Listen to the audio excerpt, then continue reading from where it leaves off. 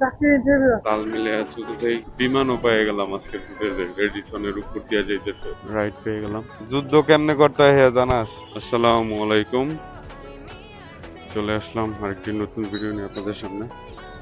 আপনি অফিসে যাওয়ার উদ্দেশ্যে একটা রাইড পেয়ে গেলাম আলহামদুলিল্লাহ। ভাই কোথায় যাব?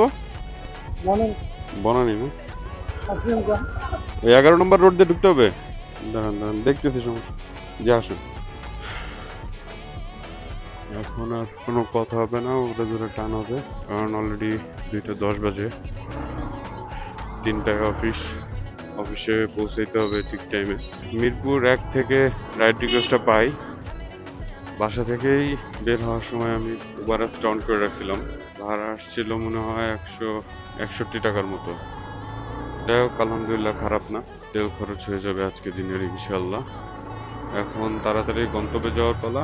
পুরো ভিডিওটা না টেনে দেখতে থাকুন, আশা করি অনেক মজা পাবেন ইনশাল্লাহ।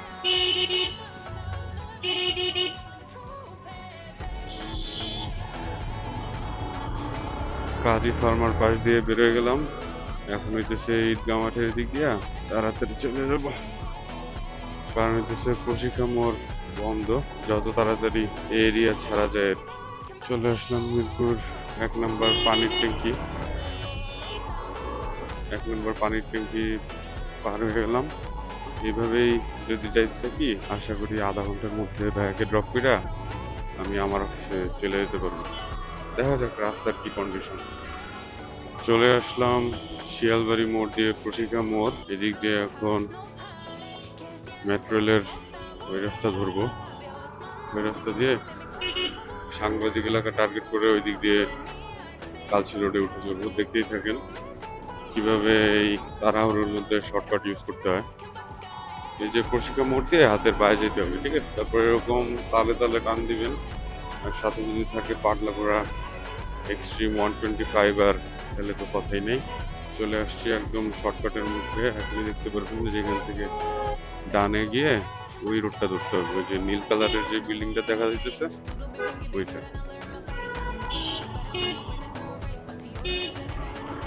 এই যে নীল কালারের এই বিল্ডিংটাকে টার্গেট রেখে এদিক দিয়ে ঢুকবে। এদিক দিয়ে ঢুকলে সামনে দিতেছে মেট্রো রেল।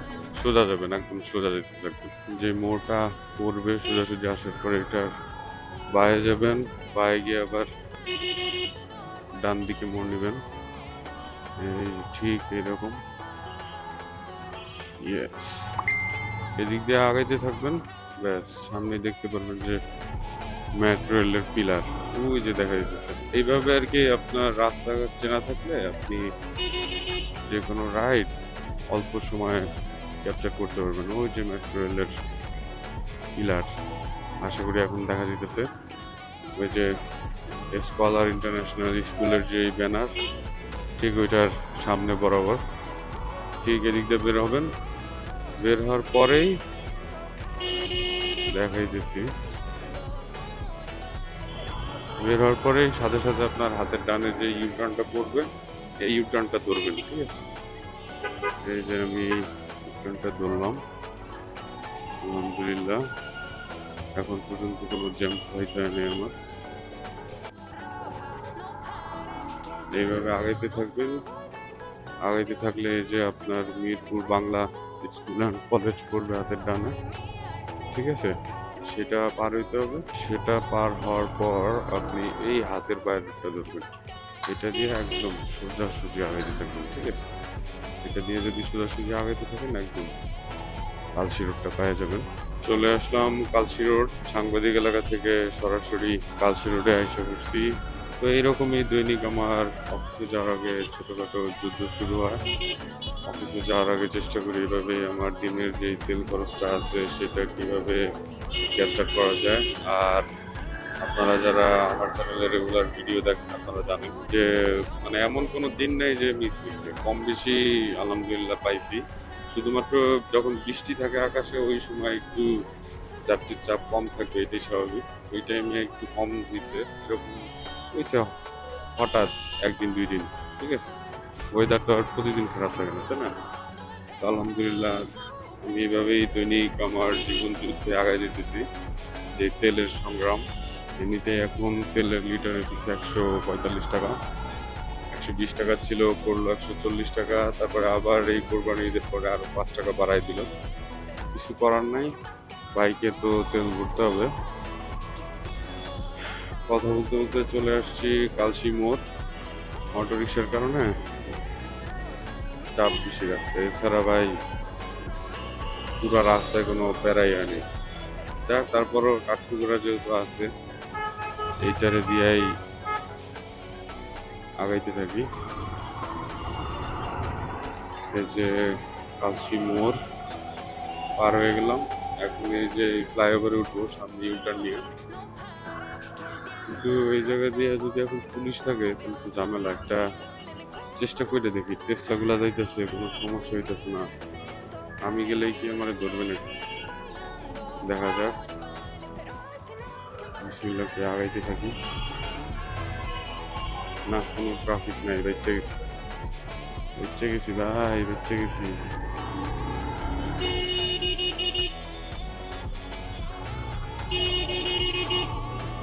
এখন আর ফ্লাইওভার উঠতে এলো না, একটু শর্টকাট মারছি আর কি। এদিক দিয়ে আর কি গোলচত্বর ছিল, এটা বন্ধ করে দিছে, তো সুযোগের একটু সতর্ক করলাম। এই মোড়ে গিয়ার আছে 4-এ, স্পিড উঠে গেছে 65। যাক, আলহামদুলিল্লাহ একটা ভালো স্পিড পাইছি। আগাইতে থাকি। মাটি কাটা এই রোড দিয়ে সরাসরি সামনে উঠেছে মাটি কাটা যেই মোড়। আজকে ঘুম থেকে উঠতে একটু দেরি হয়ে গেছে, কারণ রাত্রে ভিডিও এডিট করতে করতে আমার প্রায় 4:30টার মতো বেজে গেছিল। এই কারণে ঘুমাইতে দেরি হয়েছে, উঠতেও দেরি হয়ে গেছে। এই কারণে অফিসের উদ্দেশ্যে, যেখানে আমি মিনিমাম 1.5 থেকে 2 ঘন্টা হাতে সময় নিয়ে বের হই, সেখানে আজকে বেরিয়ে হয়েছি 2:05-এর পরে। পুরা 80 স্পিডে টানতেছি, রাস্তা পুরো ফাঁকা, সুযোগের সদ্ব্যবহার তো করতেই হবে। এখন আবার এই যে শর্টকাটটা নিলাম, দেখতেই থাকেন। এই যে তাইলে আর কি শর্টকাটটা নিলে হয় কি, এই যে হাতের ডানে মেইন রাস্তায় যেই স্পিড ব্রেকারটা আছে, ওই স্পিডটা কিল হয় না আর কি। এই কারণে আমি এইভাবে শর্টকাটটা ইউজ করি। দেখতেই পারলেন একজনে চলে আসছি মাটি কাটা মোড়। আমার মনে হইলো না যে 1 মিনিটও লাগছে আর কি মাটি কাটা মোড় আমার পার হইতে। যাক, জীবন যুদ্ধে আগাইতে থাকি। অফিসে যাওয়ার আগে 160 টাকা ইনকামের আলটিমেট চ্যালেঞ্জ।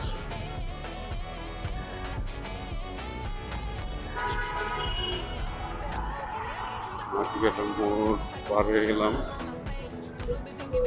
এবার সামনে যেই বনানী ফ্লাইওভার আছে, আই মিন মাটিকাটা বনানী যেই ফ্লাইওভার, সেটাতে উঠবো।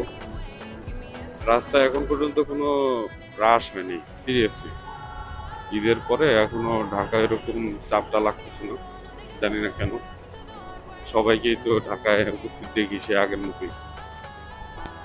যাক, আগাইতে থাকি। রাস্তা ফাঁকা থাকলেই তো ভালো, ঠিক আছে।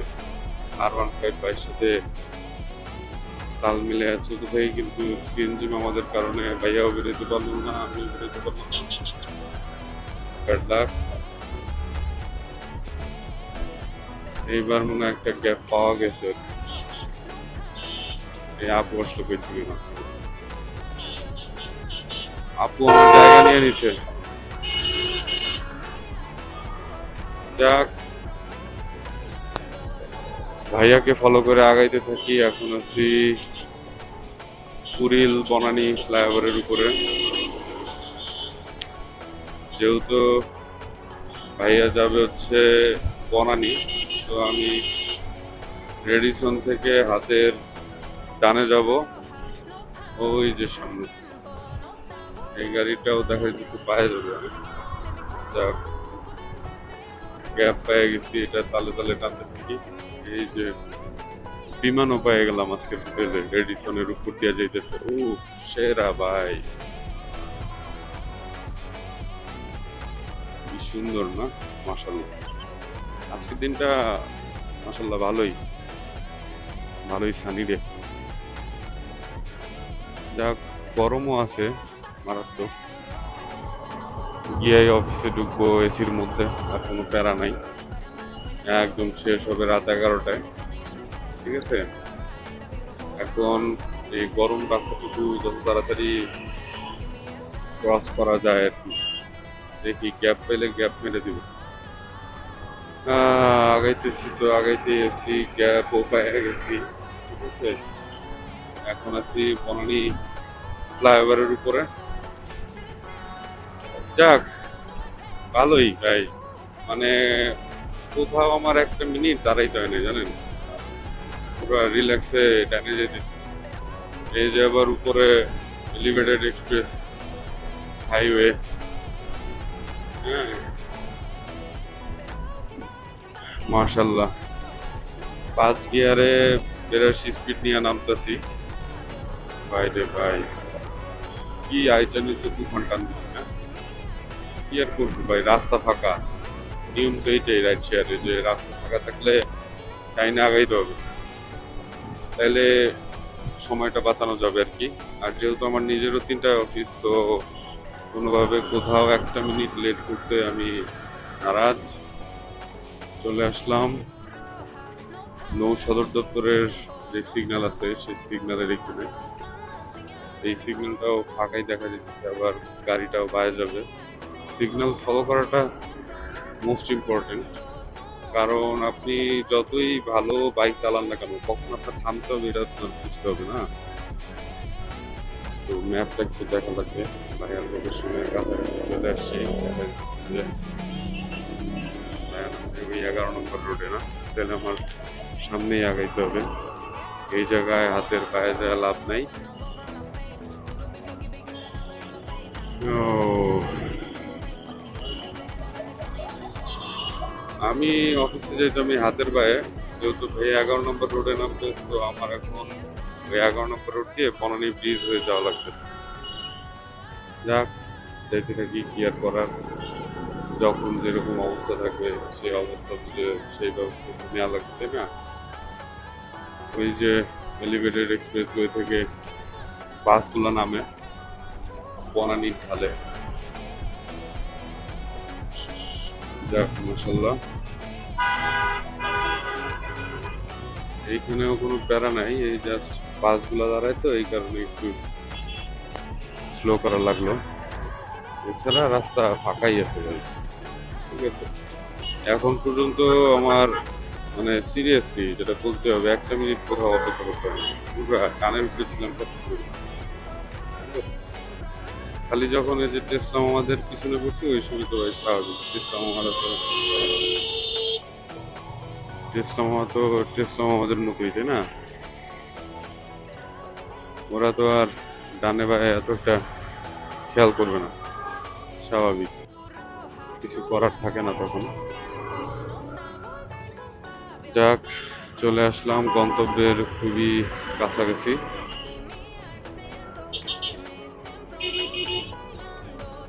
এদিক দিয়ে এখন হাতের পায়ে যেতে হবে, এই হাতের পায়ে যাব, তাহলে হইতেছে 11 নম্বর রোড।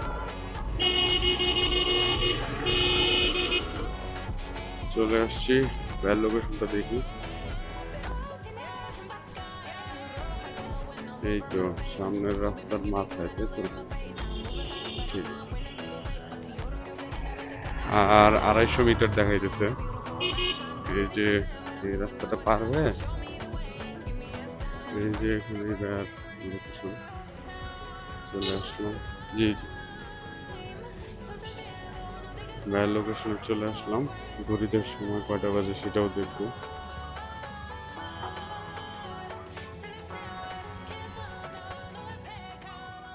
ভাই 161 টাকা।